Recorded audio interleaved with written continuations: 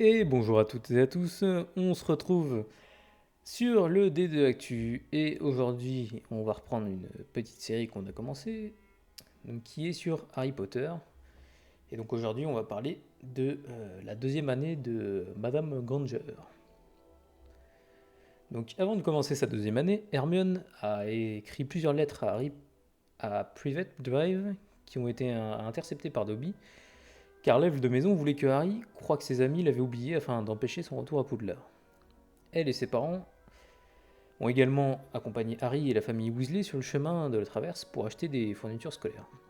C'est au cours de sa deuxième année scolaire qu'Hermione a rencontré pour la première fois les préjugés et la haine entourant son statut sanguin, lorsque Drago Malfoy l'a traité de sale petite sang de bourbe, après qu'elle lui ait reproché d'avoir insulté l'équipe de Gryffondor de Quidditch. Hermione n'avait jamais entendu les termes très offensants, mais en regardant tout le monde autour d'elle, c'était un fait évident. Ron a même essayé de lui jeter un sort, mais cela s'est retourné contre lui car sa baguette avait été endommagée.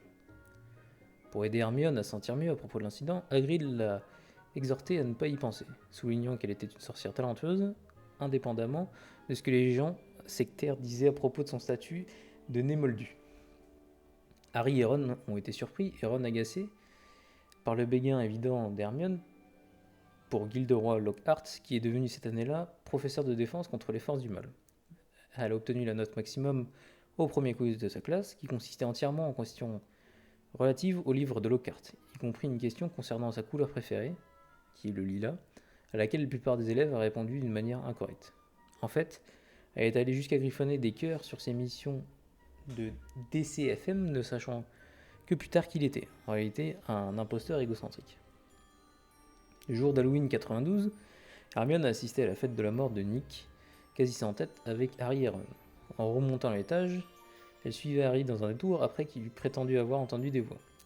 Ils ont découvert le chat du gardien, Madame Norris, pétrifiée et les murs vandalisés. Hermione a commencé à passer tout son temps libre dans la bibliothèque de Poudlard, après avoir vu l'écriture sur les murs des couloirs, qui disait que la chambre des secrets avait été rouverte. Malgré l'espoir de lire la légende, elle ne le pouvait pas, car tout le livre avait été déjà consulté. Hermione a choqué tout le monde lorsqu'elle a interrompu le professeur Beans lors d'un cours d'histoire de la magie, lui posant des questions sur la chambre des secrets. C'était la seule fois connue où un étudiant avait posé une question au professeur ennuyeux, et la classe était intéressée par ce qu'il avait à dire. Le professeur Beans a déclaré que Salazar Serpentard avait caché une chambre qui consistait en un horrible monstre. Il avait été déchaîné une fois par un héritier de Serpentard, pétrifiant de nombreux nez moldus, et avait également tué une fille de Serre d'Aigle, nommée Myrtle Warren, qui a commencé à hanter les toilettes des filles et est devenue connue sous le nom de Mimi Guignard. Serpentard, un loyaliste de sang pur, était contre le fait que les enfants nés de Moldus soient autorisés à fréquenter Poudlard, mais il était en infériorité numérique par rapport aux autres fondateurs, et les nés moldus comme Hermione étaient autorisés en tant qu'étudiants. Serpentard a fait l'école, mais des rumeurs se sont répandues qu'il avait construit une chambre cachée.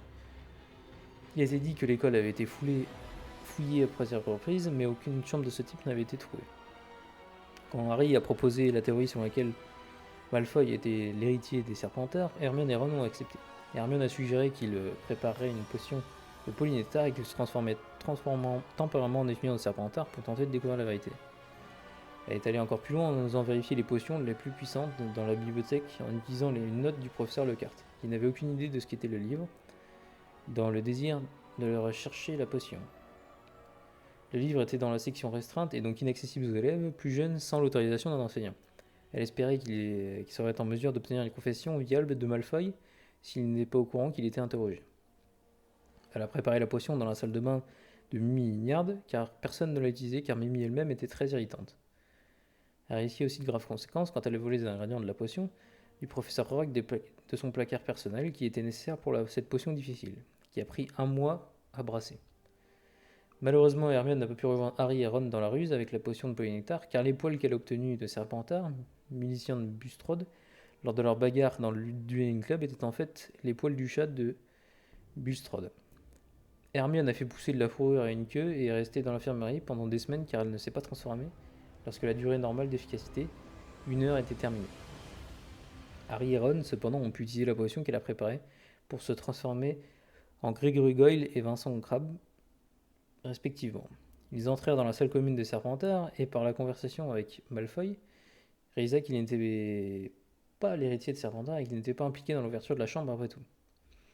Des mois après sa guérison de la complication du polynectar, Hermione a subi un autre accident.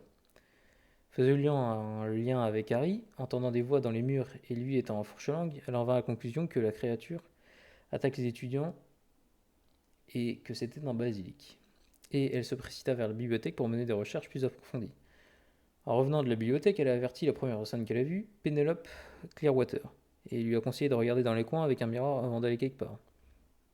Cela leur a sauvé la vie à toutes les deux, car ils étaient tous les deux pétrifiés lorsqu'ils ont repéré les yeux du basilic à travers le miroir, au lieu de mourir immédiatement comme il l'aurait fait s'ils avaient regardé tout droit dans les yeux.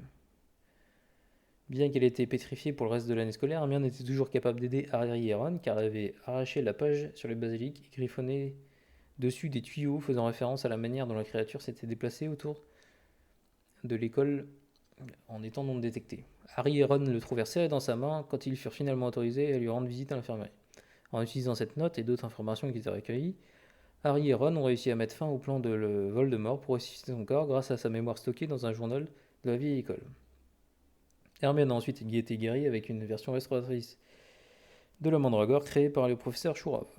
À son arrivée dans la grande salle, elle a été immédiatement accueillie par Nick quasi sans tête, et une fois avoir qu'elle a serré Harry dans ses bras, elle échangea un salut maladroit avec Ron, et elle était déçue d'apprendre que, comme cadeau spécial pour l'école, le professeur Dumbledore avait annulé les examens à la fin des étudiants, mais elle était extrêmement fière que ses amis aient résolu le mystère. Et cet été-là, Hermione partit en vacances en France avec ses parents.